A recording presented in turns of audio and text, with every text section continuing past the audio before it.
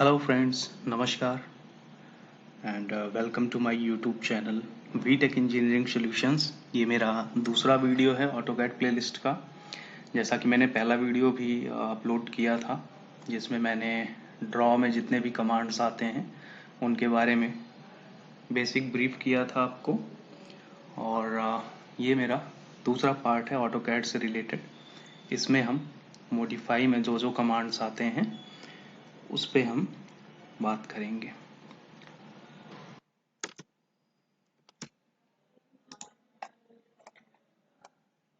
और जैसा कि आपको दिख रहा होगा ऑटोकैड में ही मैंने अपना लोगो इंसर्ट किया है।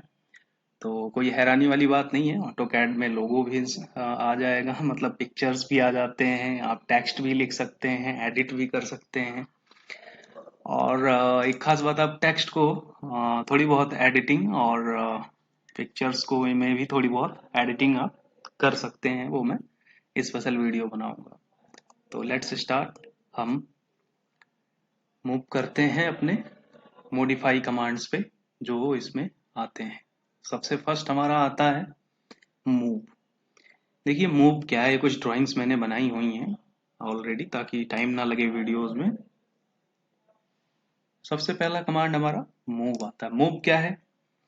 किसी भी लाइन को, रेक्टेंगल को, एनीथिंग, कुछ भी ऑटो कैड में हो, आपको कहीं से एक जगह से दूसरी जगह मूव करना है तो उसके लिए मूव कमांड है। आप सिंपल मूव पे क्लिक करिए। आपको सपोज करिए ये आपको मूव करना है, इस पे क्लिक करिए, राइट क्लिक करिए और किसी भी एक पॉइंट को, आप चाहे सेंटर लीजिए, कोना लीजिए, कहीं से भी आप इस क्लिक करिए और जिस साइड आप जाएंगे उसी साइड में ये जाएगा। अभी अगर ऑर्थो मोड ऑन है इस वजह से ये हॉरिजॉन्टल या वर्टिकल चल रहा है। मैं ऑर्थो मोड F8 से ऑफ कर देता हूँ तो आप इसको कहीं भी मूव कर पाएंगे और जहां भी आपको मूव करना है आप ले जाके क्लिक कर दीजिए, वो वहां मूव हो जाएगा। और अगर आपको सपोज कर ये मूव नहीं करना था तो आप कंट्रोल जेड से अंडू भी कर सकते हैं। सेकंड है कॉपी कमांड। अगर यही सेम, सपोज करता हूँ ये हेक्सागन है, मुझे ये सर्कल एक जगह और कॉपी करना है। मैंने इस पे क्लिक किया और राइट क्लिक करके कोई एक पॉइंट इसका, या तो सेंटर, कहीं से भी आप क्लिक कर सकते हैं। जरूरी नहीं है मैं सेंटर से ले रहा हूँ तो सेंटर से ही क्लिक करना है। तो आप कहीं से भी क्लिक करिए और ऑर्थो मोड ऑफ कर देता हूँ। जहां मर्जी आप पेस्ट कर दीजिए। जितने मर्जी उतने सर्कल्स आप सेम डायमीटर के कहीं भी आप प्लेस कर सकते हैं। तो ये होता है कॉपी कमांड। तो कॉपी में क्या है, आप किसी भी ऑब्जेक्ट को एक दूसरी जगह कॉपी कर सकते हैं। जैसे ये देखिए सर्कल है, मैंने इसको सेलेक्ट किया, कॉपी, और मुझे यहाँ कॉपी करना है, यहाँ कॉपी करना है, यहाँ कॉपी करना है जितने, और एस्केप कमांड से अगर बाहर निकलना है तो एस्केप कर दीजिए। ठीक है, और कंट्रोल जेड से हम अंडू कर सकते हैं।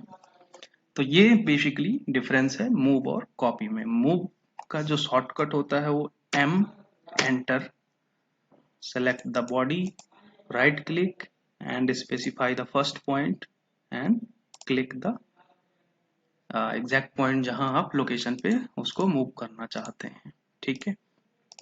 कॉपी का कमांड होता है सी, एंटर। आप कहीं भी क्लिक करिए, सीओ एंटर होता है, सॉरी, सीओ एंटर, बॉडी को सेलेक्ट करिए, कहीं भी क्लिक करिए, जितने मर्जी उतने, जहां भी जिस लोकेशन पे आपको क्लिक करने, एस्केप करके आप बाहर आ सकते हैं। ठीक है। स्ट्रेच कमांड क्या होता है? देखिए स्ट्रेच, स्ट्रेच क्लिक करता हूं, सपोज करिए स्ट्रेच मतलब बढ़ाना, एक तरफ खींचना। जैसे मैंने स्ट्रेच कमांड लिया तो मैं अगर ये राइट साइड वाले पोर्शन को पूरा मैं सेलेक्ट करता हूं ऐसे और राइट क्लिक करता हूं, अब ये पॉइंट मांगता है। कहीं भी पूरे ऑब्जेक्ट में कहीं भी आप क्लिक करके, बस ये डायरेक्शन के लिए होता है कि किधर आपको स्ट्रेच करना है।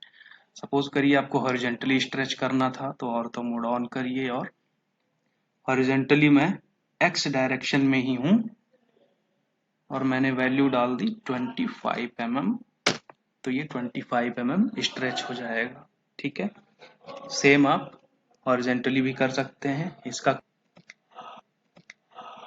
एस एंटर, अगर मैं टॉप को सेलेक्ट करूंगा राइट क्लिक करके और ऊपर की तरफ जाऊंगा, देखिए फ्री हैंड अगर आप कहीं भी क्लिक करेंगे तो उतना स्ट्रेच हो जाएगा, लेकिन अगर आप डायमेंशनली करेंगे, आपको 12 mm करना है, 12 एंटर, तो ये स्ट्रेच हो जाएगा। किसी भी ऑब्जेक्ट को आप स्ट्रेच कर सकते हैं। स्ट्रेच लिया मैंने, मैं सपोज करता हूँ इस रेक्टेंगल को मैं स्ट्रेच करना चाहूंगा, फ्री हैंड करना चाहूंगा, मैं यहाँ लाके क्लिक कर दिया, ये स्ट्रेच हो गया। रोटेट, देखिए रोटेट कमांड है, रोटेट मैंने क्लिक किया, मैंने बॉडी क्लिक करूंगा जिसको मुझे रोटेट करना होगा। सपोज करिए मुझे इस लाइन को रोटेट करना है, मैंने इस लाइन को सेलेक्ट किया, पूछता है बेस पॉइंट सेलेक्ट करिए, किस बेस पॉइंट के रेफरेंस में आप उसको रोटेट करना चाहते हैं। मैंने ये पॉइंट सेलेक्ट किया, अब ये एंगल पूछता है कितना एंगल देना है, मैंने डाल दिया 35 डिग्री, तो 35 डिग्री ये रोटेट हो गया। मैंने आपको पहले भी बताया था कि जब आप कोई भी डिग्री एंटर करते हैं ऑटोकैड में, तो वो जो है एंटी क्लॉकवाइज रोटेशन होता है। अगर आपको रोटेट, अगर आप देखिए रोटेट पे क्लिक करके आप या तो ऑब्जेक्ट को क्लिक करिए, या तो ऑब्जेक्ट को क्लिक करने के बाद रोटेट पे क्लिक करिए, कोई भी पॉइंट दीजिए। अगर एंटी क्लॉकवाइज तब जाएगा जब आप प्लस में डालेंगे, अगर आप माइनस डालते हैं -45 डाल दीजिए, तो देखिए आपका क्लॉकवाइज रोटेट होगा। ठीक है, मैं अनडू कर देता हूँ, और रोटेट का कमांड होता है RO। ठीक, एंटर। ठीक, आते हैं मिरर कमांड पे। देखिए बहुत ही इंपॉर्टेंट कमांड है ये, आपको बहुत टाइम सेव करता है। सपोज करिए डायमेंशनली आपने ये होल बना रखा है, मैं इसको थोड़ा सा ऊपर मूव कर देता हूँ, मैं इस ऑब्जेक्ट को सेलेक्ट करता हूँ, सर्कल को, मैं लेता हूँ मिरर कमांड। अब मिरर कमांड देखिए क्या पूछ रहा है, specify first point of mirror line. Suppose करिए आपको ये वाला सर्कल इस फेस पे भी बनाना है, तो मैं बॉडी को सेलेक्ट किया सर्कल को, और इस एक्सिस के पहले पॉइंट और कहीं भी दूसरे पॉइंट पे सेलेक्ट करके पूछ रहा है इरेज सोर्स ऑब्जेक्ट, मैंने बोला N एंटर, मतलब जो सोर्स ऑब्जेक्ट है मिरर करते टाइम वो रखना है या नहीं रखना है, तो मुझे रखना था इसलिए मैंने नो कर दिया। अब अंडू करता हूं मैं, दोबारा मिरर लीजिए, मिरर का कमांड जो होता है MI मिरर। ठीक, क्लिक किया, राइट क्लिक, और इस एक्सिस पे मैं दो जगह सेलेक्ट करूंगा और मैंने डाला Y एंटर।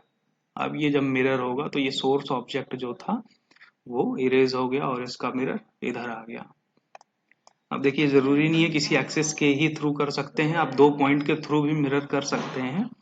जैसे देखिए मिरर कमांड लिया मैंने, ऑब्जेक्ट को क्लिक किया, राइट क्लिक, इस पॉइंट और इस पॉइंट्स के रेफरेंस में भी इसको मिरर कर सकता हूँ।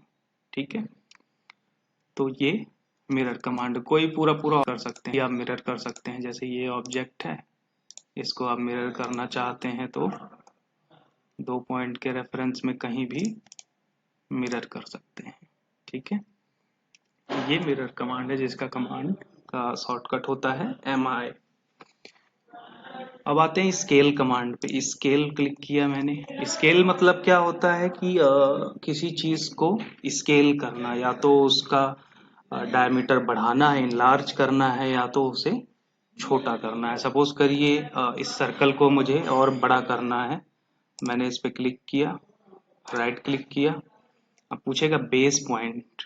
बेस पॉइंट क्या होगा स्केल होते समय, तो मैंने इसका सेंटर ले लिया। ठीक है, देखिए फ्री हैंड ये जितना आप आगे पीछे चलेंगे ये डायमीटर ऑटोमेटिक स्पेस बढ़ता रहेगा। लेकिन मुझे स्केल पॉइंट, देखिए क्या पूछ रहा है यहाँ पे, स्पेसिफाई स्केल फैक्टर, मैंने दे दिया 2 एंटर, तो ये 2 गुना जो है स्केल हो जाएगा। ठीक है, सपोज करता हूँ मैंने एक सर्कल लिया, सी एंटर, पॉइंट दिया, D enter, diameter 12 mm, enter. ठीक, अब मुझे इसको 24 mm करना है, तो मैंने एस सी कमांड लिया। ठीक है, एंटर, ये स्केल का कमांड होता है।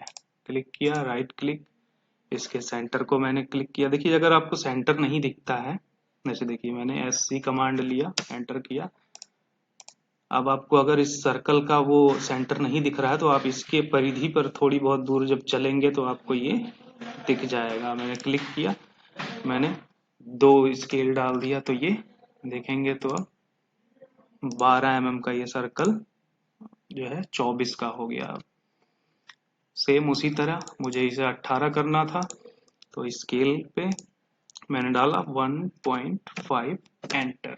ठीक है, अब ये 18 mm का हो गया।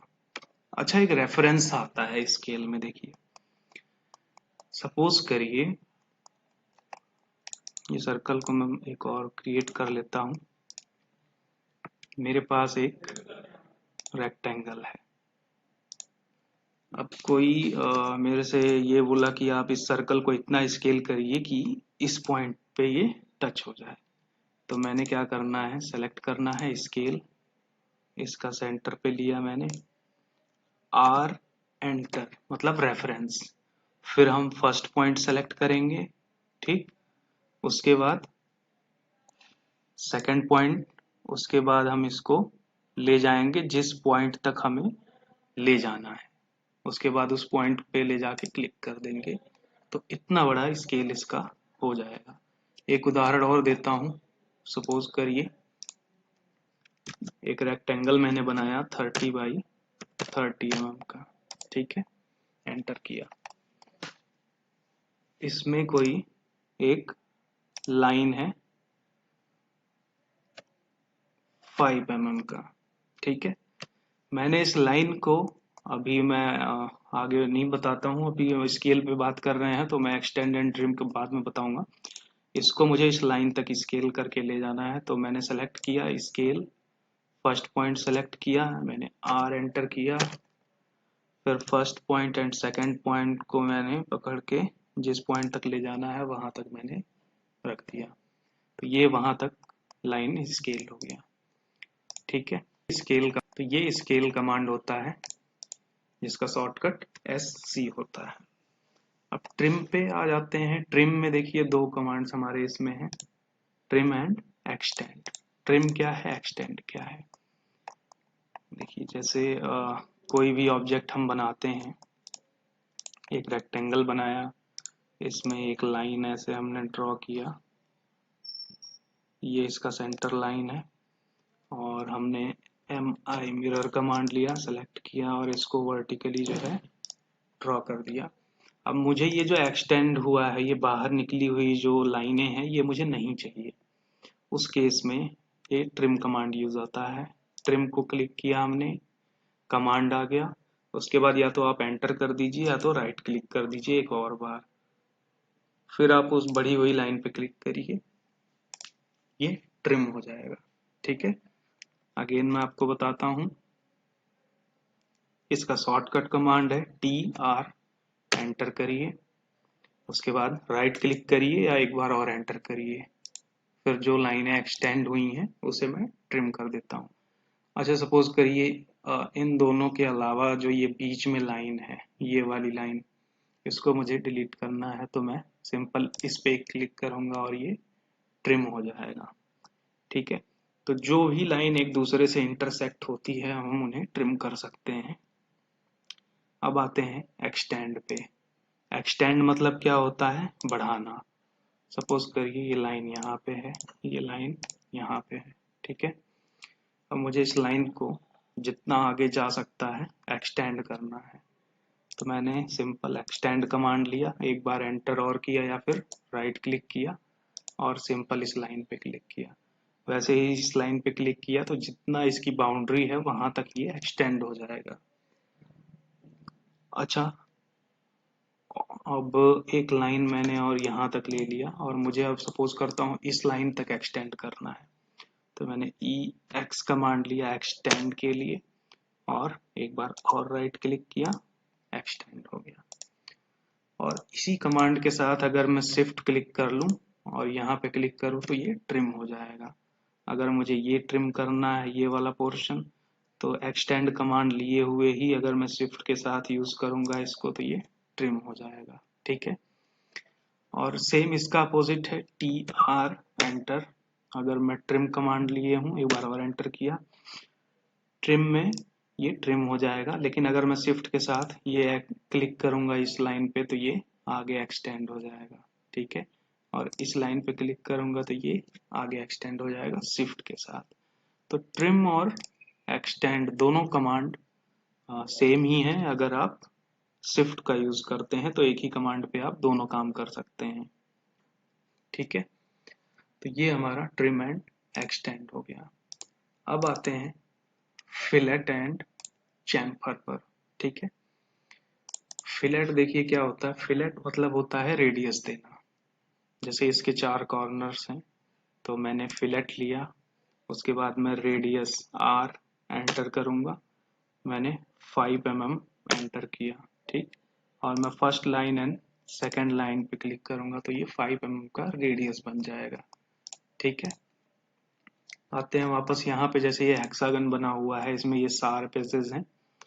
अगर मैं इस पे रेडियस देना चाहता हूँ तो फिलेट का कमांड होता है F एंटर। ठीक, उसके बाद पूछता है डायमेंशन क्या देना है फिलेट का, मतलब रेडियस क्या होना चाहिए, तो दबाइए D डायमेंशन एंटर 10 mm। ठीक, एंटर। अब पहला लाइन और दूसरा लाइन क्लिक करिए, तो अगर इसका मैं रेडियस चेक करूंगा तो ये 5 mm, मतलब D एंटर मैंने किया था तो उसका डायमीटर 10 mm, तो 5 का रेडियस आ गया। ठीक है, इसी तरह चैम्फर होता है। जो चैम्फर कमांड होता है फिलेट का, तो F एंटर हो गया। चैम्फर का CHA कमांड का नाम होता है चैम्फर, इसलिए इसका शॉर्टकट CHA है। एंटर किया, फिर ये डायमेंशन पूछता है D एंटर, मुझे 10 mm लेफ्ट में और 10 mm मुझे राइट में, 2 डायमेंशन देना पड़ता है। तो 10-10 मैंने डाला है, तो पहली लाइन दूसरी लाइन, तो 10 mm दोनों तरफ से ये चैम्फर लग जाएगा। अगर मैं यहाँ से ऐसे और ऐसे क्लिक करूं तो आपको ये चैम्फर एग्जैक्टली पता चल रहा होगा कि चैम्फर लगा हुआ है। ठीक है, और इस कॉर्नर पे अगर मैं चैम्फर देना चाहूँ CHA enter, dimension 5 mm, again दूसरा भी 5 mm, तो 5x5 का चैम्फर बन जाएगा। अगर आप इसका डायमेंशन चेक करना चाहेंगे तो हॉरिजॉन्टली देखेंगे तो 5 mm और वर्टिकली देखेंगे तो 5 mm। ठीक, इसके कोने पर अगर रेडियस लगाना है मुझे, F enter, R enter 5 mm, तो अब ये R लिया है मैंने तो यहाँ पे इसका रेडियस 5 ही आएगा। ठीक है, और इसी केस में अगर हम एक रेडियस ऑलरेडी लगा हुआ है, इसके बाद भी हम चाहते हैं बढ़ा कर दें, इसको हम बढ़ा कर दें, तो fillet enter, radius enter, suppose करिए 15 mm का देना है तो 15 डालिए और दोनों लाइंस पे आप क्लिक करना है। वो छोटे वाला रेडियस ऑलरेडी बड़ा हो जाएगा, आपको कुछ डिलीट विलीट नहीं करना है। ठीक है, ये हो गया फिलेट एंड चैम्फर। अब आते हैं एरे पर। एरे में देखिए 3 टाइप का दिया है, rectangular array, path array and polar array. ठीक है, आइए देखते हैं। एक सर्कल लिया मैंने, डायमीटर 5 mm लिया। इस सर्कल को मुझे बहुत सारा एरे करना है, रेक्टेंगुलर एरे हम लेते हैं। रेक्टेंगुलर एरे लिया मैंने, ऑब्जेक्ट को सेलेक्ट किया, एंटर किया या फिर राइट क्लिक किया। देखिए ऑटोमेटिकली कुछ रेक्टेंगुलर जो है अपना रेक्टेंगल एरे बनने लगा। होता क्या है, जो लास्ट कमांड हम यूज किए रहते हैं इनपुट वगैरह, ऑलरेडी ये यहाँ पे फिल रहता है, वो ले लेता है। देखिए ये जो एरोज हैं इसके, ये एरो और ये एरो, ये फ्री होते हैं। अगर आप इन पे क्लिक करके आगे बढ़ेंगे तो ये बढ़ते जाएंगे फ्री हैंड। इस पे आप क्लिक करके अगर आगे बढ़ना चाहेंगे तो ये और आगे बढ़ते रहेंगे।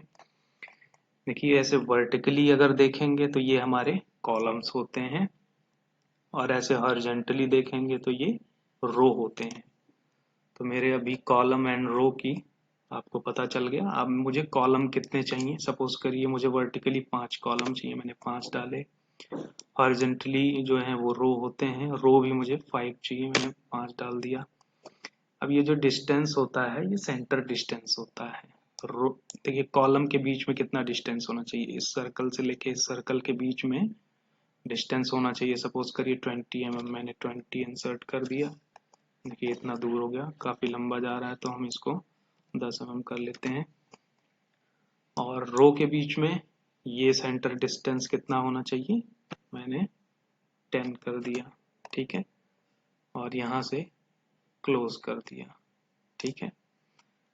अब आप अगर डायमेंशन इसका चेक करेंगे तो 10 mm इसका सेंटर आपको कॉलम का मिलेगा, और 10 mm ही आपको रो का भी मिलेगा, ठीक है। तो ये रेक्टेंगुलर एरे होता है। पाथ एरे क्या होता है, सपोज करिए जैसे हमने एक आपको एसपी लाइन बताया था, मैं एसपी लाइन ड्रॉ करता हूँ, SPL एंटर।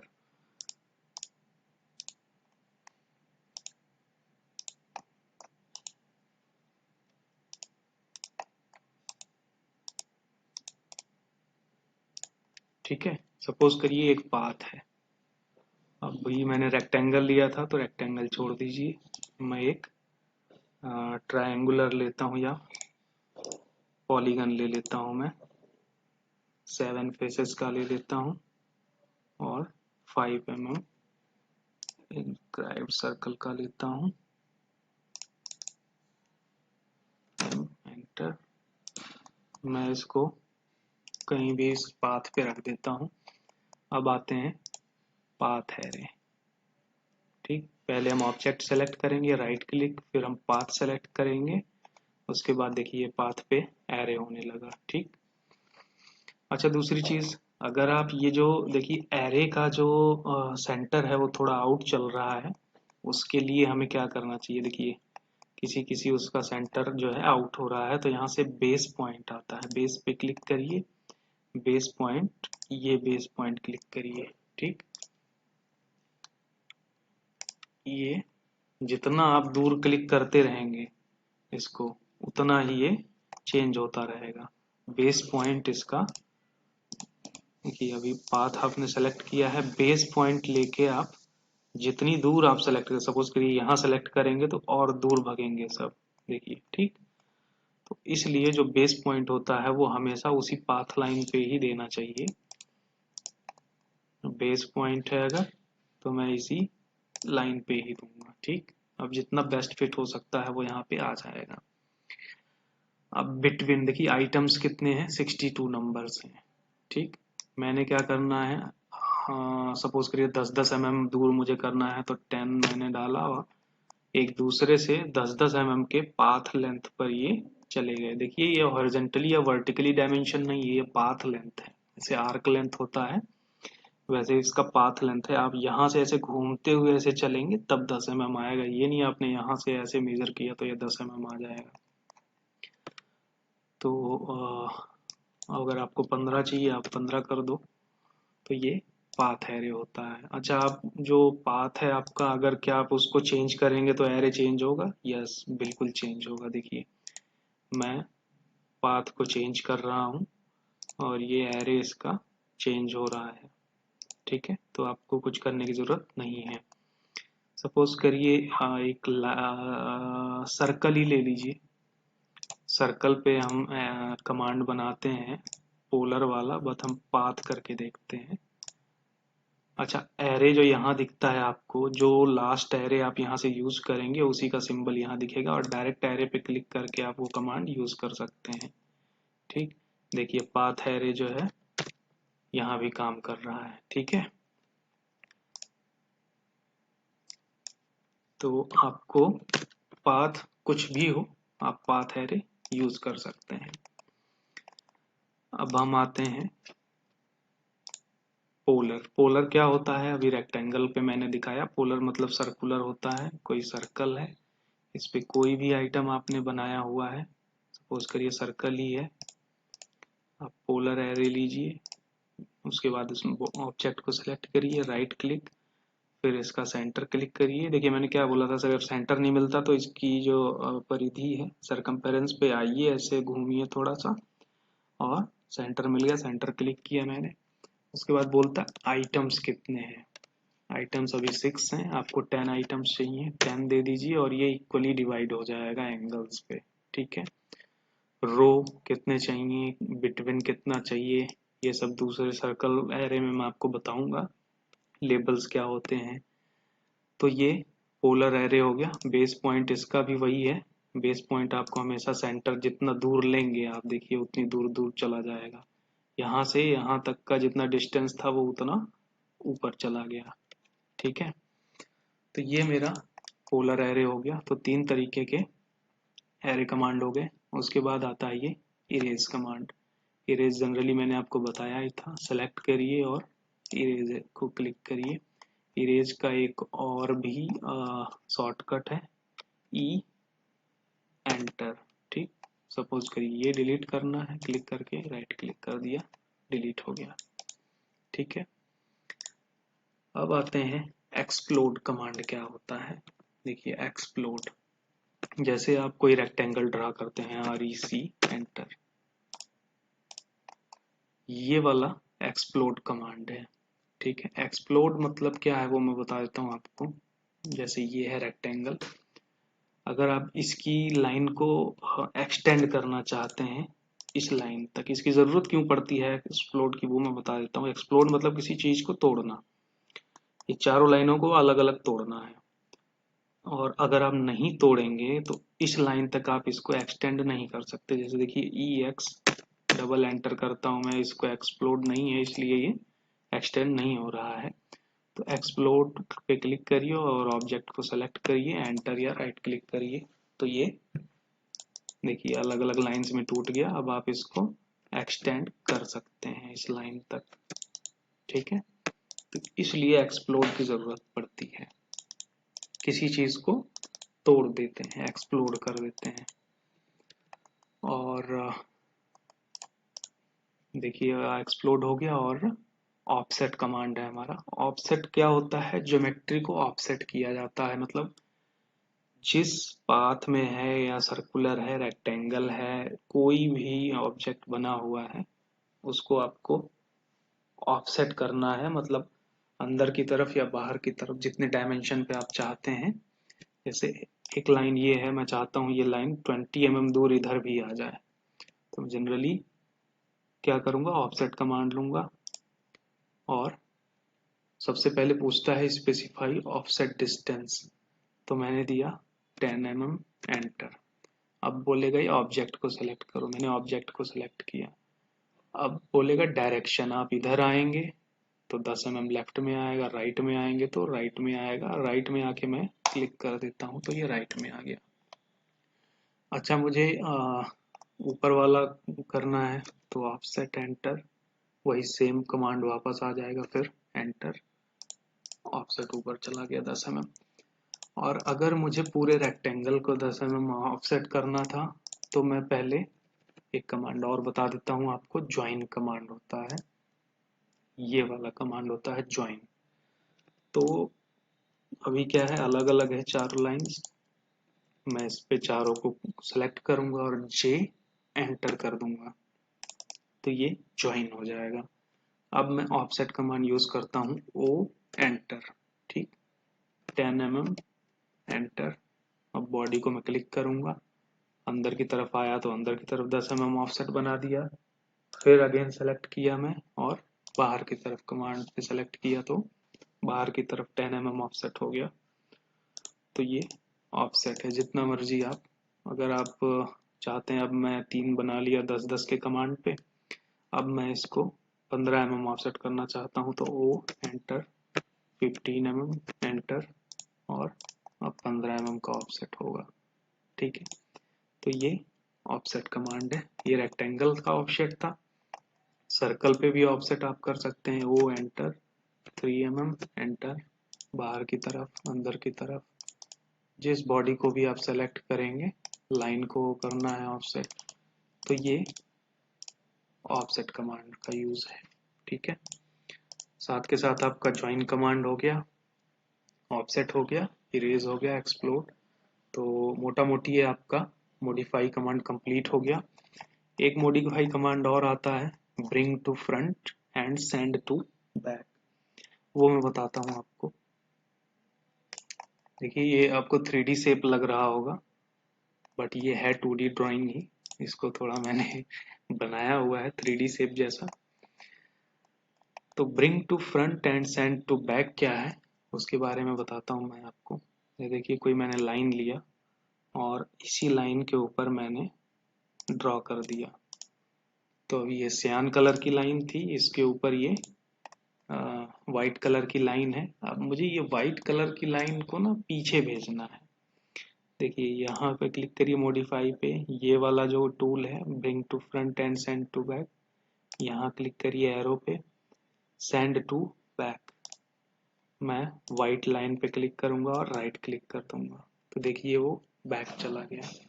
अब आप क्लिक करेंगे यहाँ पे तो आपको वो लाइन शो नहीं होगी वाइट वाली। अगर आपको वो वाली लाइन सेलेक्ट करनी है तो अंडू करिए, फिर मैं आपको थोड़ा सा समझाता हूँ। देखिए लाइन कहाँ से स्टार्ट है, यहाँ से यहाँ तक। तो रीडो करते हैं हम, जैसे अगर मैं इसको पहले भेज देता हूँ send to back, right click. अब ये लाइन अगर नहीं सेलेक्ट हो रही है तो अंदाजा लगाइए यहाँ मेरी लाइन रही होगी और यहाँ से यहाँ तक रही होगी। एक बॉक्स मैंने बनाया तो वो लाइन मुझे नजर आ गई। अब मुझे ये फ्रंट पे लाना है, तो यहाँ गया मैं और ब्रिंग टू फ्रंट, तो देखिए फ्रंट पे आ गया। एक दो एग्जांपल और देता हूँ मैं इसका। सपोज करिए ये वाला टेक्स्ट है, इसको एक्सप्लोड करते हैं। इस वाले टेक्स्ट को मैं इसके ऊपर रख देता हूँ। ठीक है, अब मैं चाहता हूँ जो ग्रीन कलर वाला टेक्स्ट है वो फ्रंट पे आ जाए। तो देखिए एक कमांड और भी था यहाँ पे टेक्स्ट को फ्रंट पे लाने का। देखिए अब ये ग्रीन कलर वाला फ्रंट पे आ गया, और मैं अगर ऐसे वायलेट कलर वाले को लाऊं तो इसको मैं बैक भेज देता हूँ, तो ये वायलेट कलर वाला पहले आ जाएगा। ठीक है, एक और दिखा देता हूँ आपको। सपोज करिए कोई सर्कल है और मैं यहाँ से कलर चेंज करके रेड कलर ले लेता हूँ। अब एक सर्कल और बना देता हूँ इसके ऊपर। अब मुझे वाइट कलर वाला जो है ऊपर लाना है, तो मैं इसको सेंड टू बैक कर दूंगा। अच्छा, वो दोनों ऊपर नीचे ओवरलैप रहेंगे। देखिए अब इसको आप क्लिक करके अगर मूव करेंगे तो वो चीज आपको यहाँ पे बनी हुई मिल जाएगी। ठीक है, एक कमांड अच्छा आता है ओवरकिल का, बहुत यूज आएगा जब आप ट्रेसिंग वगैरह करेंगे। ओवरकिल, ठीक है, डिलीट डुप्लीकेट ऑब्जेक्ट। ये ओवरकिल क्या होता है वो मैं थोड़ा सा आपको बताता हूँ। जैसे देखिए कोई रेक्टेंगल मैंने बनाया, सेम कलर ना लेके मैं अगर रेड कलर का एक रेक्टेंगल लेता हूँ और इसी के ऊपर ड्रॉ कर देता हूँ। अब मुझे क्या करना है, डुप्लीकेसी हो गई, ऊपर नीचे दो लाइनें हो गई। तो अब मुझे एक डिलीट करना है, कोई सा भी एक डिलीट करना है। तो देखिए ओवरलैप ओवरकिल में गया मैं और सेलेक्ट किया कंट्रोल ऑल करके, या जितना सेलेक्ट करना है मुझे बॉडी, और राइट क्लिक किया। देखिए इग्नोर ऑब्जेक्ट प्रॉपर्टी में अगर आपने कुछ सेलेक्ट नहीं किया है और जैसे कमांड है वैसे ही अगर आप ओके कर देते हैं तो दोनों आपके ऑब्जेक्ट सेम टू सेम वैसे ही रहेंगे। देखिए ठीक है, लेकिन अब जैसे ये कलर डिफरेंट है, मैंने सेलेक्ट किया और मैं कमांड देता हूँ ओवर किल। ठीक है, अब मैं कलर पे सेलेक्ट किया, कलर हो तब भी डुप्लीकेसी डिलीट हो जाए। ओके किया तो देखिए अगर ये कलर, दो कलर थे तो ये एक कलर इसमें से डिलीट हो गया। और कौन सा डिलीट हुआ, जो आपने पहले ड्रॉ किया था। ठीक है, मतलब जो छिपा हुआ रहेगा वो डिलीट हो जाएगा। अब हम छिपे हुए से बात करते हैं। अगर मैं रेड कलर को सेंड टू बैक कर देता हूं तब क्या होगा। अब हम ओवरकिल करते हैं, तो अब देखते हैं क्या डिलीट होने वाला है। कलर किया हमने और देखिए जो बैक साइड में था वो डिलीट हो गया। ठीक है, तो ओवरकिल क्या करता है, जैसे लेजर कटिंग वगैरह में आप जब जाएंगे तो ओवरकिल कमांड का यूज करना पड़ेगा, नहीं तो लाइन के ऊपर लाइन रहती है। जैसे इसके ऊपर एक लाइन मैंने चढ़ा दी, अब ये लाइन पीछे छिपी हुई है तो काफी सारी प्रॉब्लम्स आती हैं उसमें। तो ओवरकिल कर दिया मैंने, सेलेक्ट ऑल और ओवरकिल और कलर सेलेक्ट ही है तो वो डिलीट हो गया। तो ये ओवरकिल कमांड होता है। ठीक है, आई होप आप लोगों को समझ में आया होगा ये वीडियो। तो नेक्स्ट हमारा होगा लेयर और एनोटेशन, ब्लॉक प्रॉपर्टीज, ग्रुप और यूटिलिटीज एंड क्लिपबोर्ड। इसमें ज़्यादा जो बड़ा टॉपिक है थोड़ा लेयर्स का है, तो लेयर्स का एक स्पेशल वीडियो बनाऊंगा। तो आज के लिए इतना ही। आप बने रहिए मेरे चैनल के साथ। बहुत बहुत धन्यवाद।